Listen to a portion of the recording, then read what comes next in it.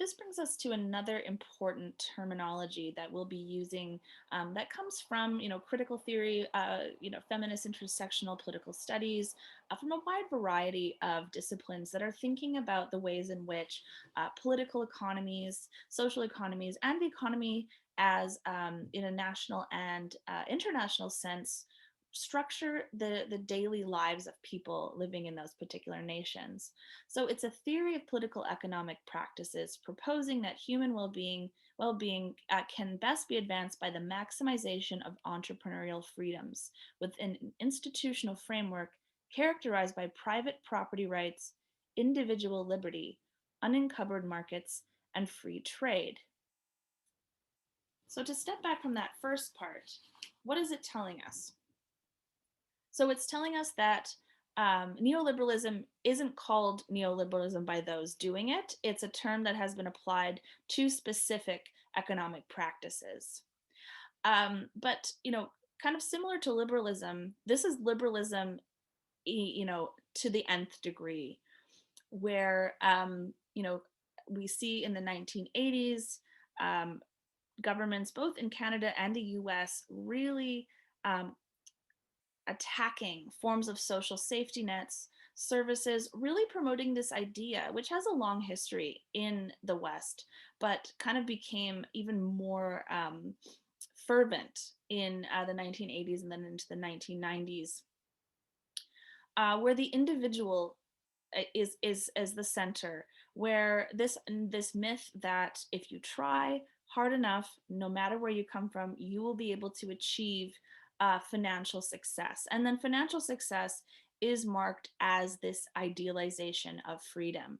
Um, so this isn't necessarily saying everything that we can put under neoliberalism is necessarily bad. We're moving away from this idea of good and bad. It's more about complex dynamics.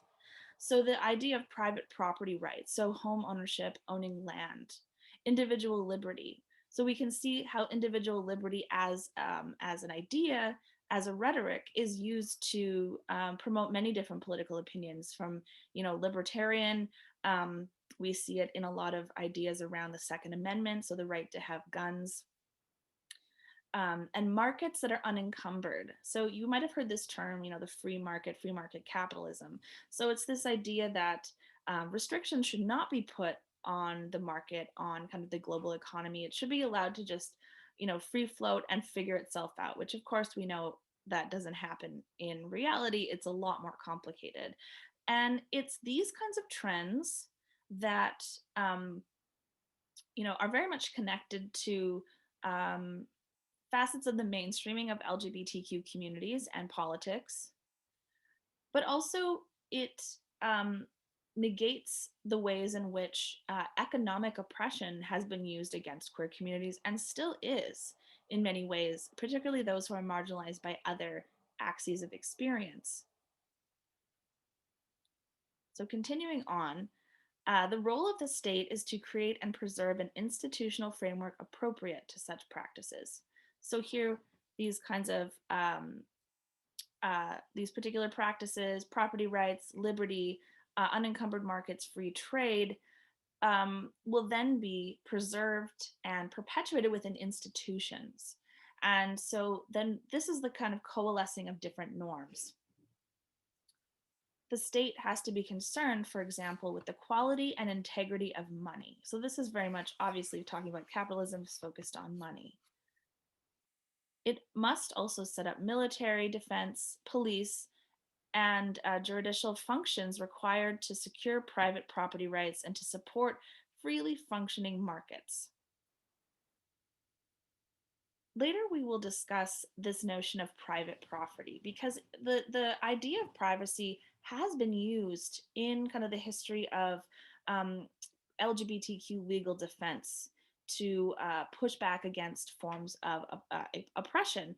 So the notion of privacy um, is really shaped by this paradigm of the private and the public sphere, and it uses the language of privacy to argue, and there's a few landmark cases that use this kind of rhetoric, that it is the individual's business what they do sexually. So early court cases that were trying to, for instance, cut down so-called sodomy laws, many of which are still technically on the books in certain states, that a person's sexuality is their private business as long as it's consensual, and as long as it's based on a very particular kind of legal consent, so that what happens between people in the bedroom is really none of anyone's business. This is the basic idea.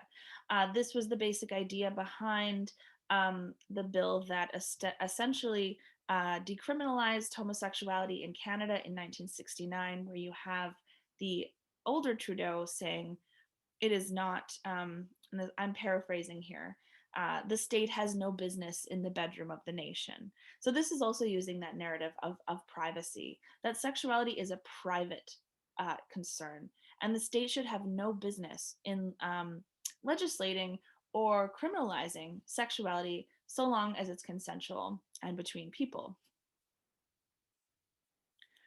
But what this doesn't address is the ways that heterosexuality is so ingrained within our very social, political, historical world.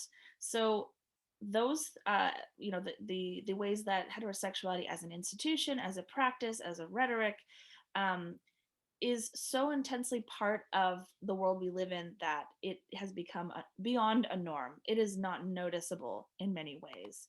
And this isn't just, more explicit forms of heteronormativity that we might read as explicitly homophobic, but the ways that our very society is structured is based on an idea of heterosexuality. So while the privacy argument can be used to kind of take down certain um, laws that have been used to criminalize um, homosexual sex acts, which is kind of the language that they would use in this context, it doesn't really address that other large historical norm. Furthermore, if markets do not exist in areas such as education, healthcare, social security, or environmental pollution, and as an aside, I must add that, of course, um, markets do exist in things like education with privatization of healthcare, and the kind of dismantling of social security and attacks on environmental legislation. So if these markets do not exist, they must be created by state action if necessary. Beyond these tasks, the state should not venture.